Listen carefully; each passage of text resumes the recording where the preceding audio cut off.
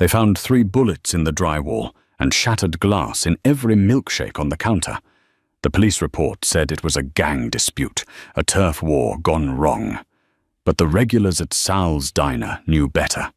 They knew that on a rainy Tuesday in November, Dante Moretti, the most feared man in Chicago, walked into a death trap. 30 armed men against one. He should have been dead before his coffee cooled. He wasn't. And it wasn't because of his gun, or his money, or his reputation. It was because of the girl pouring the coffee. This is the true story of how a waitress brought an empire to its knees with a single move. The rain in Chicago doesn't wash the city clean. It just makes the grime slicker. It was 11:45 p.m. on a Tuesday, the kind of night where the streetlights hummed with a nervous energy and the shadows stretched just a little too far. Inside the Iron Skillet, a diner that smelled perpetually of bacon grease and lemon floor polish, Cassidy Miller was wiping down the counter for the 3rd time. She was 26, with tired eyes the color of burnt espresso and a messy bun that had given up on life 3 hours ago. To the world, she was just Cass. She poured coffee.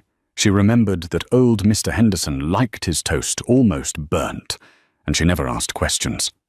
The bell above the door chimed, a sharp, cheerful sound that felt out of place against the storm raging outside. Cass didn't need to look up to know who it was. The heavy, rhythmic thud of Italian leather boots on the checkered linoleum was as familiar to her as her own heartbeat. "Table 4, Dante?" she called out, wringing the rag into a sanitizer bucket. Dante Moretti didn't answer immediately. He shook off a charcoal wool coat, droplets of rain flying like diamonds, and hung it on the rack. He was a man who took up space without trying. Broad shoulders, a jawline that looked carved from granite, and eyes that were always scanning the exits. He wasn't handsome in the way models in magazines were. He was handsome in the way a wolf is beautiful, predatory and magnetic. "Counter tonight, Cass," Dante said, his voice a low rumble that seemed to vibrate through the formica top. He sat on a stool 3 seats down from the register, his back to the wall, facing the door. Always facing the door. Cassidy grabbed the pot of decaf, but he raised a hand. "The strong stuff. It's going to be a long night." "You say that every night," she replied, pouring the dark liquid into a thick ceramic mug. She slid it toward him, their fingers brushing for a fraction of a second. His skin was cold, hers was warm.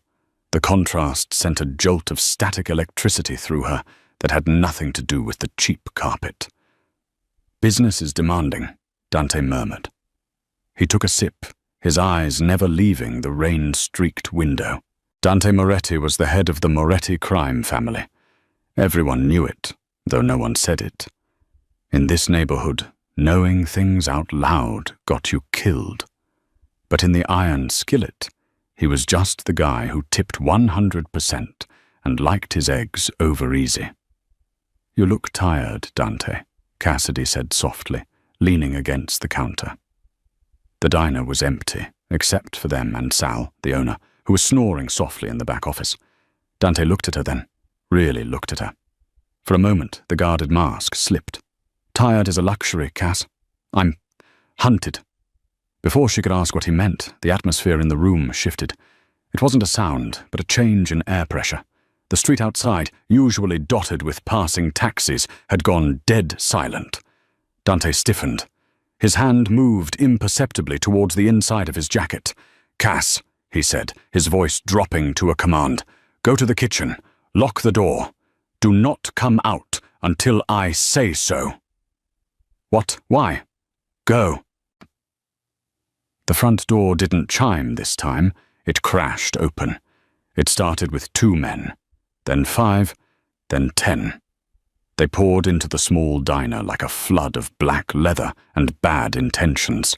They were wet, they were armed, and they smelled of ozone and cheap cologne. Cassidy froze. She should have run. Dante had told her to run, but her feet felt nailed to the floor. By the time the last man entered, the diner was suffocating. 30 men. She counted them quickly, a habit from inventory checks. 30 men, all wearing the insignia of the Krell Syndicate. A red serpent coiled around a dagger. At the center of the pack stood Victor Krell. He was a wiry, rat-faced man with a silver tooth and a reputation for skinning his enemies alive. He stepped forward, his boots squelching on the mat. Dante didn't stand. He didn't even put down his coffee. He just swiveled on his stool, facing the sea of enemies with a boredom that was more insulting than a slap. "Victor," Dante said dryly, "you brought a crowd. I didn't know we were hosting a convention." Victor grinned, the silver tooth glinting under the fluorescent lights. "No convention, Moretti. Just a funeral. Yours." The men fanned out, blocking the windows, the door, and the path to the kitchen. Dante was completely encircled. The barrels of 30 guns were raised, all pointed at the man on the stool. 30 to 1, Victor sneered, stepping closer. "Even you can't do the math on this one, Dante. It's over. The Moretti territory is mine." Dante took another sip of coffee. "You're making a mess of the floor, Victor. Sal is going to be pissed. Sal is going to be dead if he comes out here," Victor spat. He pulled a heavy, chrome-plated Desert Eagle from his waistband and leveled it at Dante's chest. "Any last words? Maybe a prayer? Though I doubt God listens to men like us." Cassidy watched from behind the counter, her heart hammering against her ribs like a trapped bird. She saw Dante's hand twitch. He was fast, faster than anyone she knew, but he wasn't bulletproof. If he drew his weapon, he might take down 3 or 4 of them. But the other 26 would turn him into Swiss cheese. He was going to die. Right here, in front of her. The man who tipped well, who asked about her sick mother, who looked at her like she was the only calm thing in a chaotic world. Victor cocked the hammer of his gun. Click. The sound echoed in the silence. "Goodbye, Dante." Dante's muscles coiled. He was preparing to die fighting. No, Cassidy thought. Not tonight. Cassidy Miller didn't scream. She didn't faint. She didn't dive for cover. Instead, she did the one thing nobody in that room expected. The one thing that 30 hardened killers and 1 mafia boss didn't account for. She reached under the counter, but not for the silent alarm. Her hand wrapped around the cold, heavy handle of the industrial coffee pot, the one that had been sitting on the burner for 2 hours, boiling hot. And then she moved. "Hey!" Her voice cracked like a whip, surprisingly loud. Victor blinked, his eyes darting to the waitress for a split second. That was the mistake. Cassidy slammed the glass pot onto the counter with enough force to crack the carafe, sending a geyser of scalding, boiling brown liquid arcing through the air. It wasn't aimed at Victor. It was aimed at the breaker box on the wall behind him. The liquid hit the exposed fuses, which Sal had been meaning to fix for 6 months, with a sizzling hiss. Zzz-pop! Sparks showered down like fireworks. A loud boom shook the walls, and instantly the diner plunged into absolute, pitch-black darkness. "What the?" Victor screamed. "My eyes! I can't see!" Someone yelled. Chaos erupted. In the dark, the math changed. It was no longer 30 to 1. It was 30 blind men against 1 wolf who could see in the dark. And the waitress who knew every inch of that room. "Get down!" Cassidy's whisper was right beside Dante's ear before he even realized she had moved. She grabbed his wrist, her grip surprisingly strong. "Cass? Floor! Now!" She dragged the Mafia Boss down behind the thick, bulletproof granite of the service counter, just as the first spray of machine gun fire tore through the air where his head had been a second ago. Glass shattered, ketchup bottles exploded. The diner turned into a war zone, but they were safe, for now. Dante looked at her in the dim light of the street lamps filtering through the smoke. He looked shocked. "You cut the lights." "I leveled the playing field," she whispered, pulling a hidden shotgun, Sal's insurance policy, from beneath the register. She racked the slide. Chick-chick. She looked at Dante, her eyes no longer tired, but blazing with a cold, terrifying focus. "Now," Cassidy said, handing him the shotgun, "are we going to kill these bastards, or are you just going to drink coffee all night?" The darkness inside the iron skillet wasn't empty. It was heavy, filled with the panicked breathing of 30 men who realized too late that they were locked in a cage with a predator. "Hold your fire! You'll hit our own guys!" Victor Krell screamed from somewhere near the door. Too late. Dante Moretti didn't hesitate. He knew the layout of the diner from years of patronage, but he knew the rhythm of violence from a lifetime of sin. He rolled out from behind the counter, staying low, the shotgun Cassidy had handed him tucked tight against his shoulder. Boom! The muzzle flash lit up the room like a strobe light for a split second, revealing a chaotic tableau of confused hitmen. The buckshot tore through the front line, sending 2 men crashing into a table of condiments. "Over there! Behind the counter!" someone yelled. A dozen submachine guns opened up, shredding the Formica counter into confetti. But Dante was already moving. He wasn't where they thought he was. And neither was Cassidy. While Dante drew their fire, Cassidy had slipped into the kitchen. To the Krell soldiers, she was just a civilian casualty, a frightened waitress hiding under a table. They ignored the kitchen swing door. That was their second mistake. Cassidy moved through the kitchen with a fluidity that shouldn't have belonged to a woman who spent her days pouring coffee. She didn't fumble in the dark. She grabbed a boning knife from the magnetic strip on the wall and a heavy cast-iron skillet from the drying rack. She kicked the swing door open. A Krell soldier, a brute named Kincaid, was flanking the counter, his weapon raised, hunting for Dante. He never heard her coming. Cassidy didn't scream. She stepped in close, inside the arc of his weapon, and slammed the edge of the cast-iron skillet into his temple. The sound was sickening, a wet crack that dropped him instantly. Before his body hit the floor, she caught his falling MP5 submachine gun with her left hand, discarding the skillet. "Dante! 3 at your 9 o'clock!" she shouted, her voice cutting through the gunfire.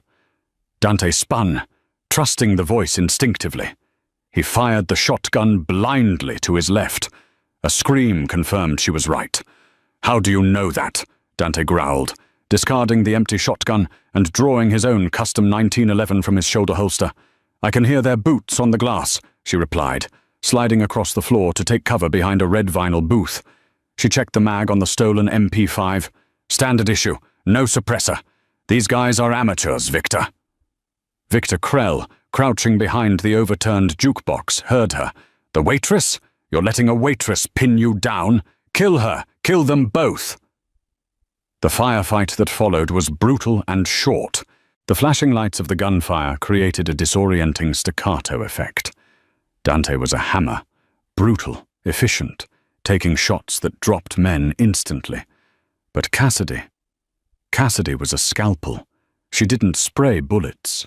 She fired in controlled double-tap bursts. Pop, pop, pop, pop. She used the environment. She shot the chains holding the heavy specials chalkboard, dropping it onto a gunman's head. She slid a napkin dispenser across the floor to draw fire, then flanked the shooter when he turned. Within 3 minutes, the odds had shifted.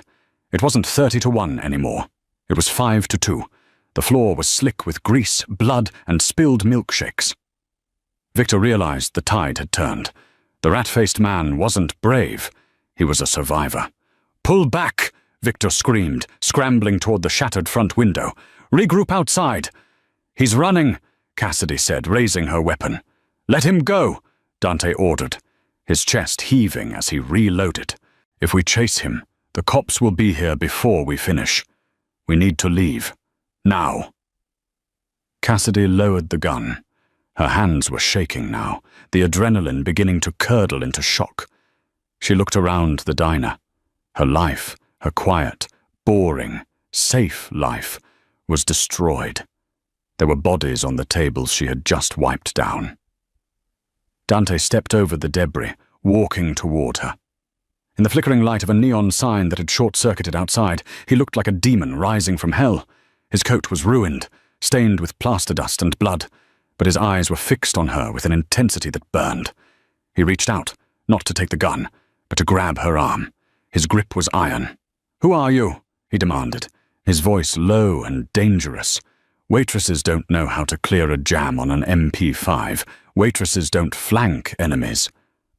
Cassidy looked up at him. The smell of cordite was thick between them. "I'm the girl who just saved your life, Dante. Isn't that enough?" "No," he said. "It's not." Sirens wailed in the distance. The Chicago PD was coming. "My car is out back," Dante said, pulling her towards the kitchen exit. "You can't stay here.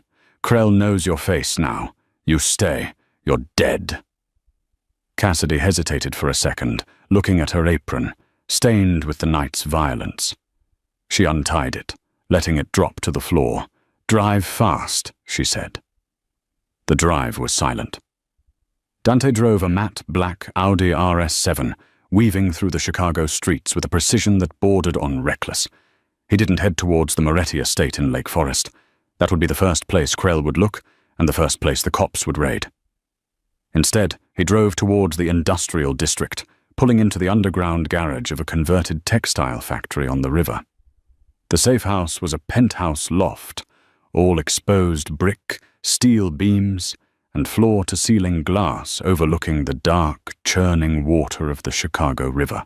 It was cold, sterile, and clearly designed for a man who didn't expect guests. Dante killed the engine. The silence that followed was louder than the gunfire. "Get out," he said. Cassidy climbed out. Her legs felt like jelly. The adrenaline crash was hitting her hard. She followed him into the private elevator. He keyed in a code, and the doors slid shut. Inside the loft, Dante threw his keys on a glass table and immediately went to a wet bar. He poured 2 fingers of amber whiskey and downed it in one swallow. Then he poured another and slid it across the counter toward her. "Drink," he commanded. "You're going to need it." Cassidy took the glass. Her hands were trembling so much the ice clinked against the sides. She took a sip. It burned, grounding her. Dante took off his ruined coat and tossed it onto a leather chair. Underneath, his white dress shirt was soaked in blood on the left sleeve. "You're hit," Cassidy said, her voice small. Dante glanced at his arm. "Graze. A ricochet. I've had worse shaving." He walked toward her, invading her personal space until she backed up against the cold glass of the window. The city lights twinkled behind her, indifferent to the violence. "Stop shaking," Dante said, his voice softer now, but still commanding. He placed a hand on the wall beside her head, boxing her in. "I need the truth, Cass, and I need it right now. I don't believe in coincidences. A waitress at my favorite spot just happens to have combat training. Who sent you? Was it the feds? Or are you working for another family?" Cassidy looked him in the eye. This was the moment. She could lie, but Dante Moretti made a living, smelling lies. "I'm not a Fed, and I'm not Mafia," she said. "My name isn't Cassidy Miller." Dante's eyes narrowed. "Go on." "My name is Sarah Jenkins. 10 years ago, my father was a logistics contractor for the military. He worked in private security." "Private security," Dante repeated. "Mercenaries." "He taught me how to shoot before I could ride a bike," she said, her voice hardening. "He taught me how to clear a room, how to spot a tail, and how to disappear. He wanted me safe. Where is he now?" "Dead," she said flatly. "He took a job he shouldn't have. He saw something he shouldn't have. They came for him in the night. I was 16. I hid in the crawl space while they finished him." Dante studied her face, searching for a crack in the story. He saw the pain there, raw and old. It was the same pain he saw in the mirror every morning. "So you ran," he concluded. "I've been running for 10 years, she whispered. "Changing names, changing cities. I thought Chicago was big enough to get lost in. I thought being a waitress was invisible enough." "It was," Dante said, leaning closer, his face inches from hers. "Until tonight." He reached out and touched a smudge of grease on her cheek. His thumb brushed her skin, rough and calloused. "You fought well, Sarah. You have good instincts." "Cass," she corrected him. "Call me Cass." "Sarah is dead." "Cass," he tested the name. "You realized something back there, when we were behind the counter. You looked at me, Cassidy nodded. She took another sip of whiskey. The ambush, it wasn't just a hit. They knew exactly where you were sitting. They knew you didn't have your usual security detail. They knew the back door was welded shut because Sal lost the key last week. Dante stiffened. What are you saying? I'm saying Victor Krell didn't just get lucky, Cassidy said, her mind working sharply now, Sal. He had inside information. Someone told him you'd be there, alone, at that specific time. Dante turned away, pacing the room. Only 3 people knew I was coming to the Iron Skillet tonight. My driver, my consigliere, and my brother. Your driver is dead, Cassidy said. I saw his car outside. They slit his throat before they came in. That leaves Silas and Leo, Dante muttered. My brother Leo is in London closing a deal. And Silas, Cassidy interrupted. Is he the one with the limp? The older man who sometimes comes in with you on Thursdays? Yes. Silas has been with my father since before I was born. He raised me. Last Thursday, Cassidy said, her memory flashing back. Silas came in to pick up a takeout order for you. He was on the phone. He thought I was in the back, but I was refilling the sugar packets near the door. He was speaking Russian. Dante stopped pacing. The air in the room dropped 10 degrees. Silas doesn't speak Russian.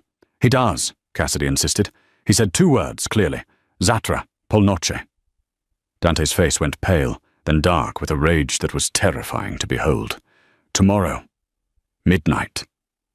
The Krell Syndicate has been using Russian mercenaries for heavy lifting, Cassidy said. If Silas was talking to them...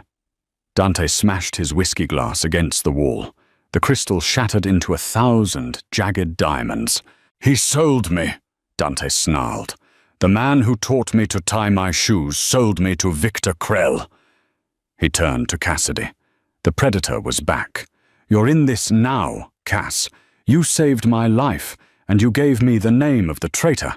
That makes you a target for Krell and a liability for Silas. I know, she said. So what happens now? Dante walked back to her. He reached into his pocket and pulled out a burner phone. He tossed it to her. Now, Dante said, we stop running. You want to stay alive, you stick with me. But you're not a waitress anymore. Tonight, Senab, you're the only person in this city I can trust. He grabbed a medical kit from under the sink and sat on the leather sofa, wincing as he moved his arm.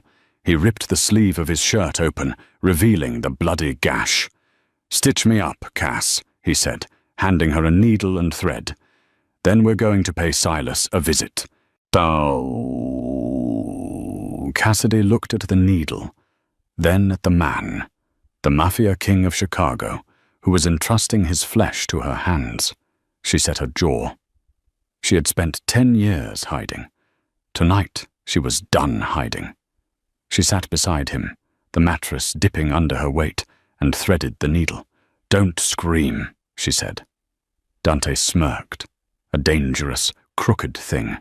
I never scream. The rain had turned into a deluge, hammering the roof of the Audi like thousands of tiny fists. Dante drove with one hand, his left arm stiff and throbbing beneath the fresh bandages Cassidy had applied. They were moving into the Gold Coast district, where the streetlights were golden orbs, and the silence cost millions of dollars. Silas lives in the brownstone on the corner, Dante said, killing the headlights a block away.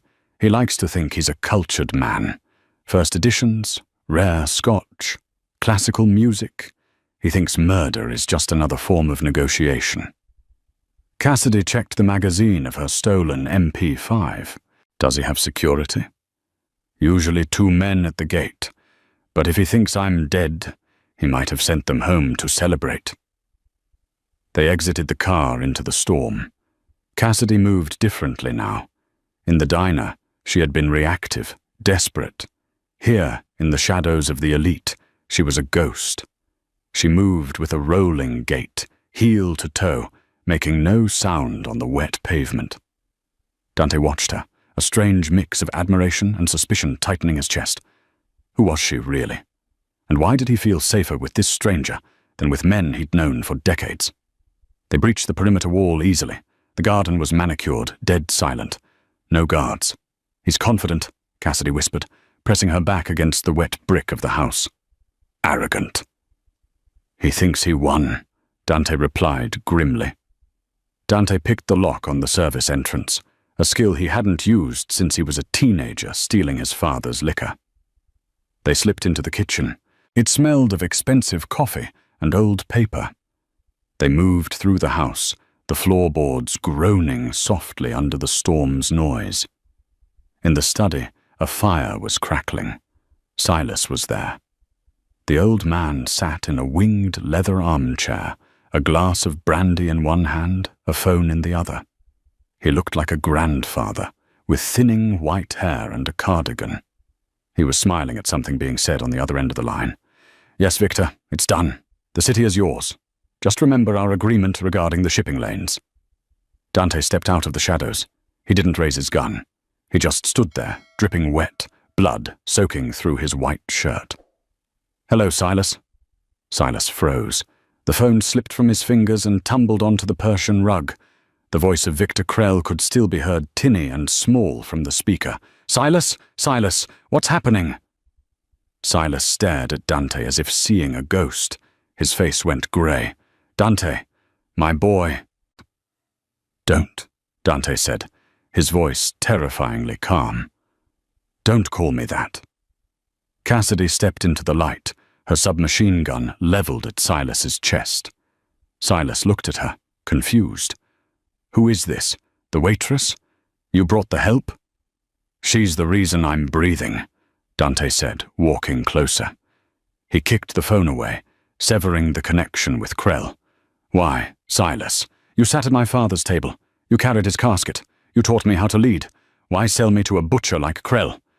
Silas set his brandy down with a trembling hand. He didn't reach for a weapon. He knew Dante too well.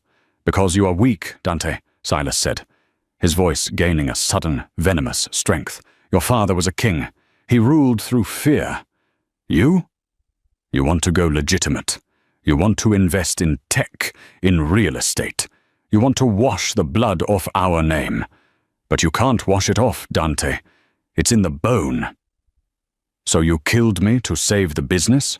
I did it to save the legacy, Silas shouted, standing up. Krell is an animal, yes. But he understands power. He will keep the organization alive. You were letting it die a slow, boring death. Dante looked at the old man. For a moment, Cassidy saw the boy inside the boss, the heartbreak of a son realizing his father figure was a monster. You're right about one thing, Silas, Dante said softly. I tried to be different. I tried to show mercy. Dante raised his 1911. But tonight, Dante whispered, I'm making an exception. Dante, wait, Silas started, raising a hand. Bang! The shot was deafening in the small room. Silas crumpled back into the chair, a single hole in the center of his forehead. The brandy glass didn't even fall.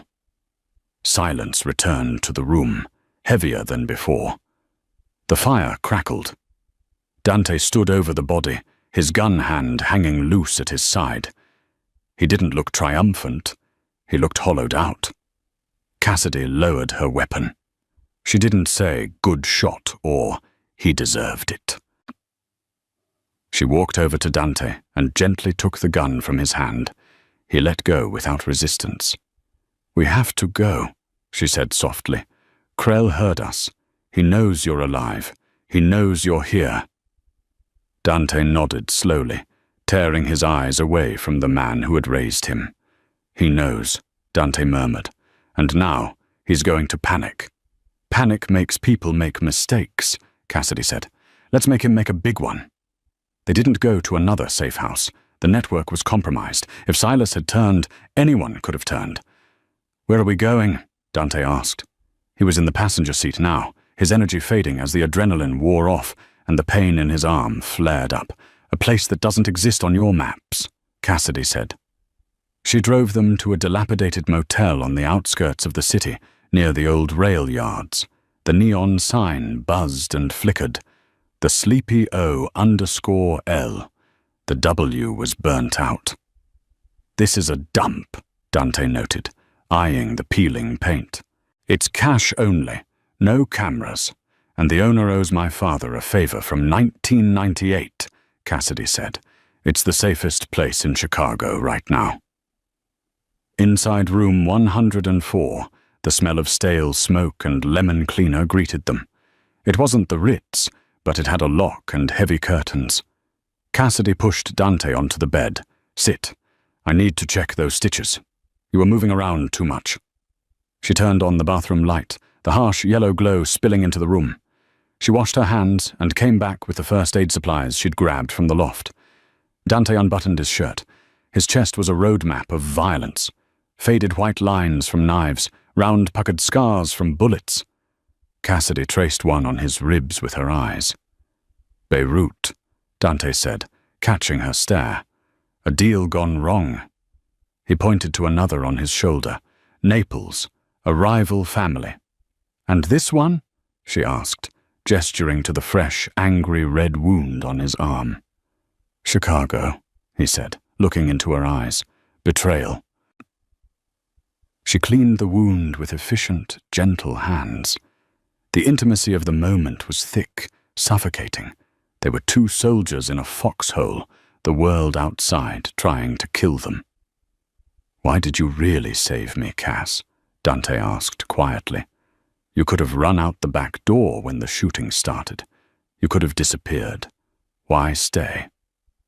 Cassidy finished taping the bandage. She sat back on her heels looking up at him. Because I was tired, she admitted. Tired of running. Tired of being nobody. When I saw you sitting there, facing 30 men without flinching, I realized I missed it. Missed what? The fight, she whispered. I missed mattering. Dante reached out with his good hand and cupped her face. His thumb stroked her cheekbone. The air between them crackled.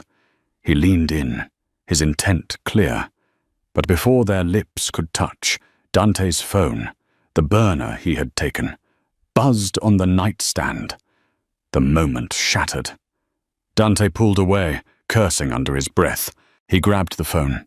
It was a text message, not from a number, but from an encrypted server. He has Leo, the docks, Warehouse 4, 3 a.m. Dante went cold. Leo? Your brother? Cassidy stood up, instantly shifting back into combat mode. He wasn't in London, Dante said, his voice trembling with suppressed rage. It was a setup. Krell had him grabbed before the hit on me. He was the leverage in case I survived. Dante stood up, ignoring the pain. If I don't surrender by 3 a.m., he kills Leo. It's a trap, Dante, Cassidy said. You walk in there, you both die. Warehouse 4 is a kill box. One way in, one way out. He'll have snipers in the rafters. I know, Dante said, checking his gun. But he's my brother. I'm not Silas. I don't trade family for safety. He walked to the door, then stopped and looked back at her. You've done enough, Cass. Stay here. If I'm not back by sunrise, leave the city. Go to Vancouver. I have a contact there. Shut up, she interrupted. Dante blinked. Cassidy was pulling her hair back into a tight ponytail. She looked fierce, beautiful, and terrifying. You're walking into a trap, she said, which means you need a distraction. And you need a sniper. I don't have a sniper, Dante said. Cassidy walked over to the closet where she had stashed a long canvas bag she'd retrieved from the trunk of the Audi, something she hadn't mentioned earlier. She unzipped it. Inside lay a disassembled Remington 700 sniper rifle, matte black and well-oiled. You don't, she said, assembling the barrel with a practiced click. But I do. Dante watched her, a slow, dark smile spreading across his face. Remind me never to piss you off, Cass. Too late for that, she said, racking the bolt. Let's go get your brother. The Chicago docks were a graveyard of rusted metal and fog. The mist rolled off Lake Michigan, thick and freezing, obscuring the towering cranes that looked like skeletal dinosaurs in the gloom. Warehouse 4 was a massive corrugated iron structure at the end of a pier. Floodlights cut through the fog, illuminating the wet concrete. Dante parked the Audi 300 yards away, behind a stack of shipping containers. Give me the earpiece, Cassidy said. He handed her a small tactical comms bud. She placed it in her ear. I'm going high, she said, pointing to a gantry crane overlooking the warehouse roof. It's a rusted ladder, wet metal, 60 feet up. It'll take me 10 minutes to get into position." "I'll give you 10 minutes," Dante said. "Then I walk in the front door." "Dante," she grabbed his arm, "don't die before I can shoot them." "I'll try my best." She vanished into the fog. Dante watched her go, feeling a strange tightening in his chest. He checked his watch. 2:48 a.m. He waited. The rain drummed on the roof of the car. He thought about Silas. He thought about Leo. He thought about the waitress who tasted like cheap coffee and danger. 2:58 a.m. Dante stepped out of the car. He walked into the light, his hands raised, showing he was unarmed. The heavy steel doors of the warehouse rolled open with a screech of grinding metal. Inside, the space was cavernous. In the center, under a single hanging light bulb, sat a chair. Tied to it was Leo Moretti. His face was beaten, one eye swollen shut. But he was alive. Surrounding him were 40 men. Krell wasn't taking chances this time. Victor Krell stood behind Leo, a gun pressed to the back of the younger man's head. Victor looked manic, sweating, his eyes darting around the shadows. "Alone!" Victor screamed. "I told you to come alone!"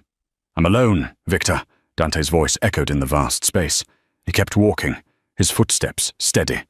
"Just me and you, let the boy go." "Stop!" Victor yelled. "Right there, check him!" Two goons patted Dante down, taking his 1911 and a knife. They shoved him forward. "You're hard to kill, Moretti," Victor sneered. "Like a cockroach." "And you're loud, Victor." "Like a chihuahua," Dante replied. Victor pistol-whipped Leo. Leo groaned, spitting blood. "Don't touch him." Dante's voice dropped an octave. "I'll do whatever I want," Victor shrieked. "I won. I took your territory. I took your consigliere. And now I'm taking your life. You have nothing left, Dante. No backup. No friends. No hope." Dante looked at his watch. 3 a.m. exactly. He tapped his ear. "Now, crack!" The sound of the high-velocity rifle shot arrived a split second after the bullet. The man standing next to Victor, the one holding the detonator to the C4, strapped to Leo's chair, head snapped back as red mist sprayed into the air. He dropped instantly. "Sniper!" someone screamed. Chaos broke loose. Crack! Crack! 2 more men dropped. The shots were coming from the roof, punching through the skylights with impossible accuracy. "Get cover!" Victor screamed, dragging Leo backward, using him as a human shield. Dante didn't dive for cover. He dove for the dead man. He grabbed the fallen guard's assault rifle, rolled over his shoulder, and came up firing. "Cass, keep them off the east flank," Dante yelled into his comms. "Copy that. 2 tangos moving to your right. Dropping them now." Crack. Crack. It was a symphony of violence. Cassidy was raining death from above, pinning the Krell soldiers down, forcing them into Dante's line of fire. Dante moved like a wraith, cutting through the confusion. He wasn't outnumbered anymore. He was the hammer, and Cassidy was the anvil. He reached the center of the room. Victor was dragging Leo toward a back office. "Victor!" Dante roared. Victor turned, firing wildly. A bullet grazed Dante's hip, but he didn't slow down. He couldn't. Dante raised the rifle, but he couldn't take the shot. Victor was too close to Leo. "Drop it, Dante, or I blow his brains out!" Victor screamed, hiding entirely behind Leo's battered body. The gun was jammed into Leo's neck. Dante froze. The shooting in the warehouse slowed as the last of Krell's men were picked off by the angel of death on the roof.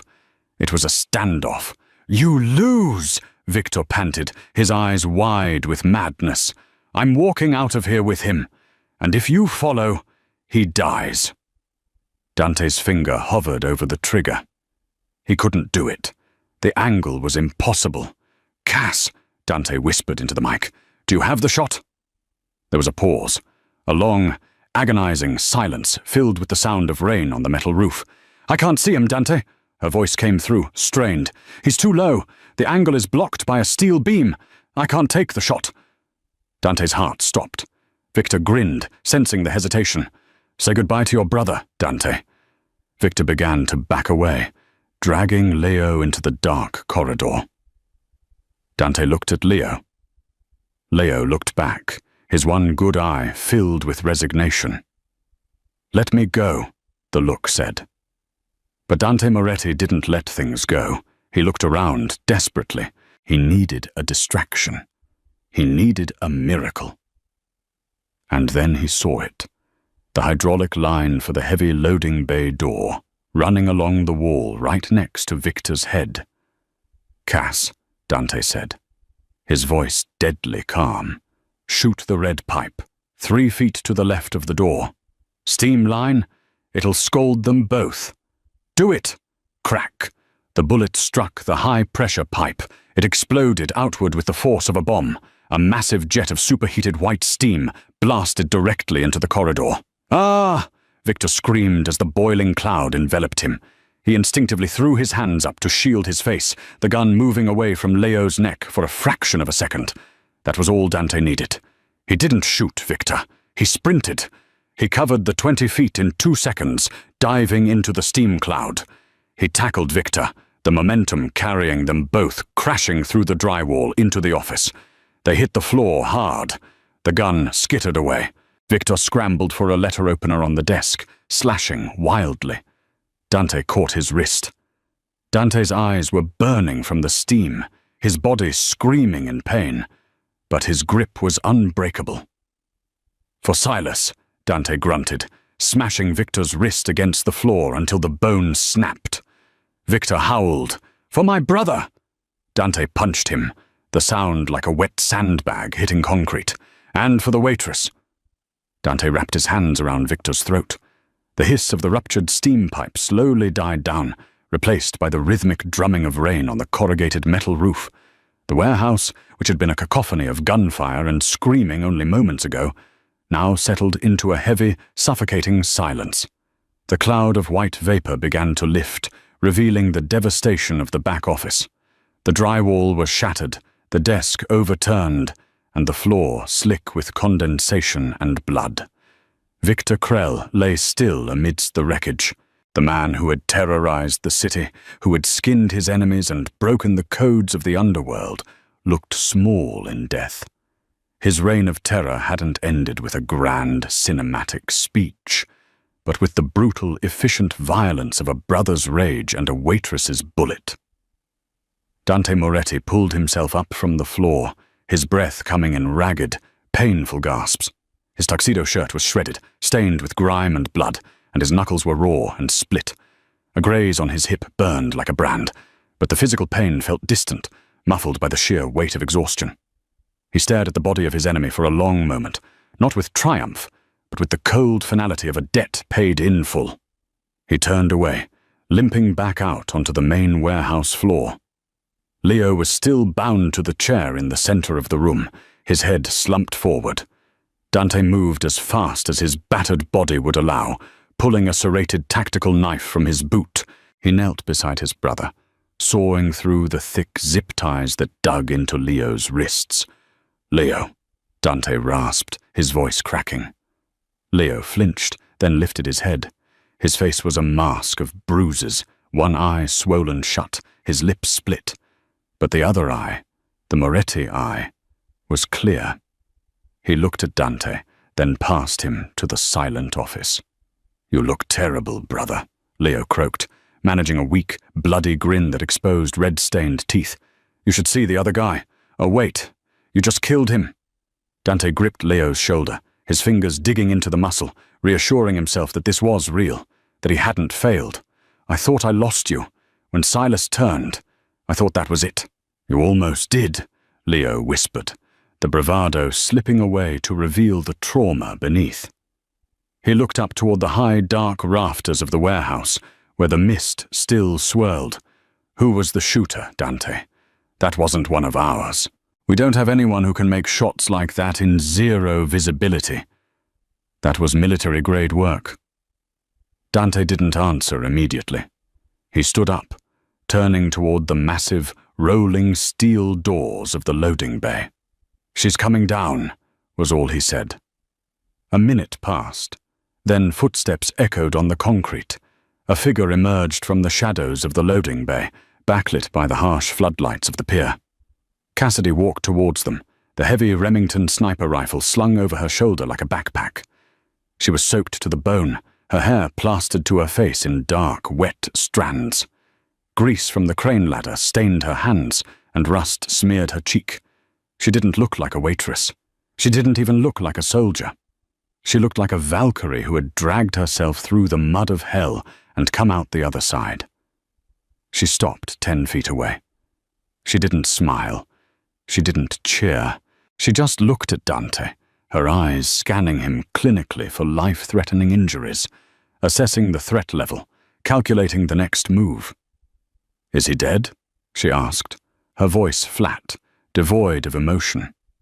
"It's done," Dante said, the words heavy with finality. "The Krell Syndicate is finished." Good. The tension that had held her upright seemed to snap. She unslung the rifle and set it down carefully on a wooden crate. Her hands, previously steady as stone, began to shake violently, the adrenaline crash hitting her like a physical blow.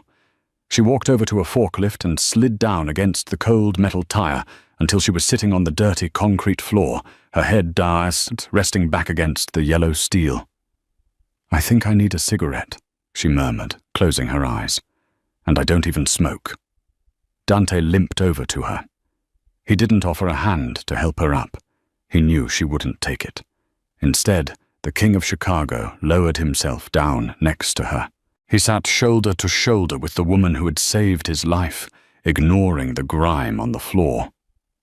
"You saved my family tonight, Cass," Dante said quietly, his voice rough with an emotion he rarely let the world see. "There is no amount of money, no favor, no debt I can pay that covers what you did in this building." Cassidy opened her eyes and looked at the ceiling. "You can start by buying me a new apron. I think I left mine at the diner when the shooting started." Dante chuckled, a low rumbling sound that turned into a groan as his ribs protested. "I can do that. I think I can afford an apron." 6 months later. The winter in Chicago had been harsh, burying the city in grey slush, but spring was threatening to break through. The iron skillet had reopened 3 weeks after the shooting. The bullet holes in the walls were patched and painted over, the shattered glass replaced, and the blood scrubbed from the linoleum until it shone. To the casual observer, it was the same greasy spoon it had always been, smelling of bacon grease and lemon polish. But the regulars knew. They whispered over their eggs and toast about the night the devil came to dinner and the angel who sent him back to hell. It was 11:45 p.m. on a Tuesday. The bell above the door chimed, a sharp, cheerful sound. Dante Moretti walked in. He wasn't wearing the heavy charcoal wool coat he used to favor. Tonight, he wore a bespoke tuxedo, the bow tie undone and hanging loose around his neck, the top button of his shirt undone. He looked tired, but it was a different kind of tired. It wasn't the paranoia of a hunted man. It was the fatigue of a builder.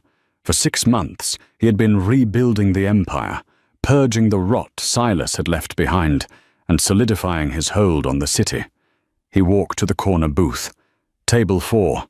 Sal, the owner, hurried over with a pot of fresh coffee, his hands trembling slightly less than they used to.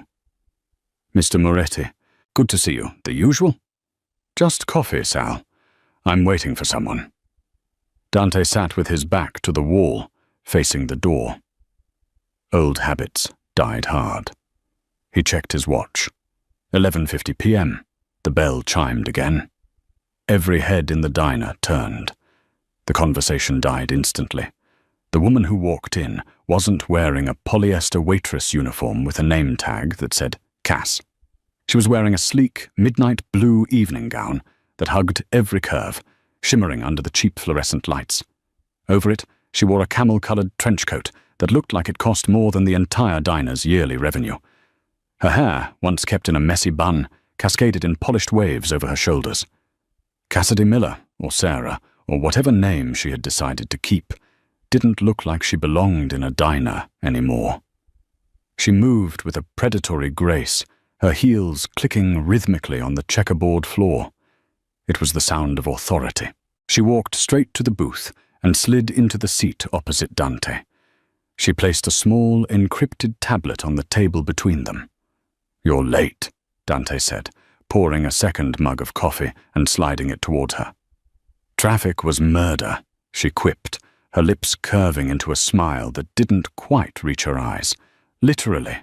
There was a hit on the north side, remnants of the Krell loyalists trying to make a move. I had the security team reroute us 3 times. Dante smiled. It wasn't the guarded smile of a boss. It was the open admiration of a partner. "How is the security division running?" he asked, taking a sip of the dark brew. "Better than your logistics," she shot back without hesitation. "I fired 3 of your lieutenants this morning. They were skimming off the top of the dock shipments. I replaced them with 2 ex-military contractors I trust and 1 former intelligence officer." "Ruthless," Dante murmured, watching her over the rim of his mug. "Efficient," she corrected, picking up her coffee. She took a sip and grimaced immediately. "God, this stuff is terrible. It tastes like battery acid." "Why do we keep coming here, Dante? We own half the restaurants in the city." "Because it reminds us," Dante said, his voice dropping an octave. He reached across the chipped formica table, covering her hand with his. His thumb brushed over the faint, white scar on her knuckle. A souvenir from the night at the warehouse, a permanent reminder of the violence that bound them. Cassidy looked down at their joined hands. The waitress who cleaned tables was gone, buried under layers of silk and steel. In her place was the woman who controlled the Moretti family's entire enforcement network. She went quiet, her expression shifting. The playfulness vanished, replaced by a serious, almost somber intensity. "You know," Cassidy said softly, leaning in closer so only he could hear. "There's one thing I never told you about that night. One detail I left out." Dante went still. "What?" "I didn't just pick up that coffee pot because I wanted to save you," she confessed, her eyes locking onto his. "I didn't step in just because I was tired of running. I did it because Victor Krell was the man who killed my father 10 years ago. I saw his face on the news, but I could never get close enough to strike." She squeezed his hand, her grip surprisingly strong. "When he walked into the diner that night, I knew it was the only chance I would ever get. I knew that if I saved you, you would lead me to him." Dante sat back slightly, processing the words. He studied her face, looking for deception, for malice. He realized the truth instantly. She had played the long game. In the chaos of that night, she had calculated the odds and used the Mafia Boss as a weapon to aim at her own enemy. "So," Dante said slowly, his voice unreadable, "you used me. You used the Moretti family, my brother, and my war, all to get your revenge." Cassidy didn't flinch. She didn't apologize. She held his gaze with a defiant fire. "I was outnumbered 30-1, Dante. I made the only move I had. Does that make you angry? That I used you?" Dante Moretti, the man who made grown men tremble, looked at the woman sitting across from him. He saw the intelligence, the ruthlessness, and the loyalty that had been forged in fire. He realized he wasn't looking at a subordinate. He was looking at an equal. He lifted a hand to his lips and kissed the scarred knuckles, a gesture of absolute devotion. "Angry?" Dante whispered, a dark, dangerous smile spreading across his face. "Cara mia, I've never been more in love." Outside, the rain began to lash against the window, washing the grime off the Chicago streets. But inside the booth, the king and queen of the city just drank their terrible coffee, ready for whatever war came next. And that is the story of how a single waitress turned a massacre into a revolution. It's a reminder that in the world of shadows, you never underestimate the person pouring your coffee, because she might just be the most dangerous person in the room. If you enjoyed this story, please hit that like button. It really helps the channel grow and lets me know you want more gritty crime dramas like this one. What would you have done in Cassidy's shoes? Would you have run, or would you have fought? Let me know in the comments below. Don't forget to subscribe and ring the bell so you never miss a new story. I've got a psychological thriller coming up next week that'll blow your mind. Thanks for watching, stay safe, and I'll see you in the next video.